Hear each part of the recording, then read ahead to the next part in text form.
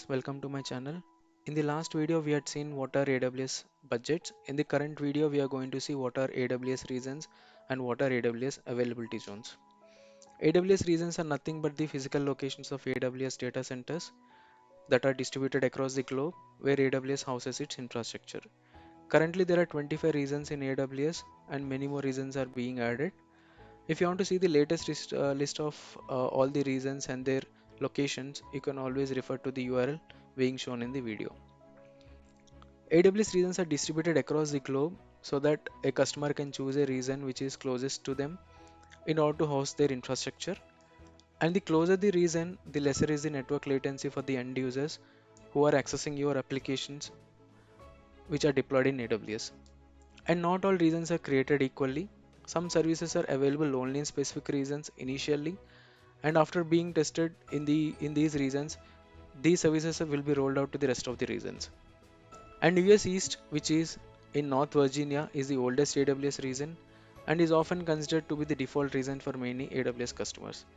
New features which are implemented by AWS will be rolled out to US East first before rolling out to the rest of the regions. However, Oregon region, which is US West 2, often sees the rollout at the same time as US East 1, which is North Virginia region. Availability zones are essentially the physical data centers of the AWS. The definition often seems similar for both AZs and regions, but every region can consist of multiple separate AZs, often greater than two, within a single geographical area. And these multiple AZs are often linked by very low latency fiber optic connections. So these low latency fiber optic connections between AZs are needed for some of the AWS services to replicate the data for high availability and resilient purposes. For example, when you launch an RDS instance that to configured for multi-AZ deployments, AWS will use these low latency fiber optic communication to replicate the data between primary and secondary databases. And every region has at least two availability zones to sustain disasters. Currently, there are 81 availability zones. Each availability zone has individual power, cooling, and physical security, and is connected through a redundant ultra low latency networks for the high availability and resilience purposes. In the earlier slide also we had seen how AWS uses these low latency networks to replicate the data between primary and secondary databases. And each AZ is isolated from each other to sustain disasters, probably the power cuts or the fire accidents or all sort of natural calamities that can destroy a single AZ.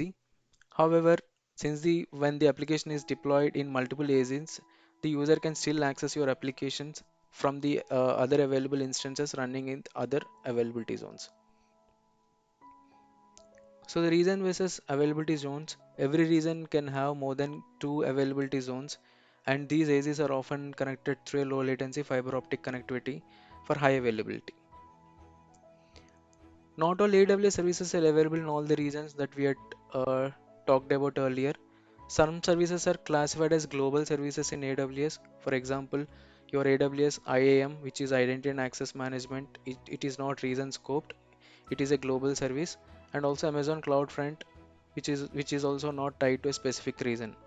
But some services are region scoped. For example, AWS EC2. So you have to select a region first before using the EC2 instances, and these EC2 instances belong to that region. And if you select any other region, you may not see the AWS EC2 listed in that region. Every region has a friendly name indicating a location, and that can be seen from the AWS console. As you can see from the image over here, so every region has a friendly name mentioned or the code name that is mentioned, and these code names are often needed when you programmatically access your AWS through programming languages like Python, Go. Availability zones in a region are indicated by suffixing the region code with a letter A, B, C. For example, US West 1 region can have multiple AZs, and these AZs can be named as US West 1A, 1B, and 1C. So that's it for this lecture. In the next video, we are going to see how to create EC2 instances. Thank you.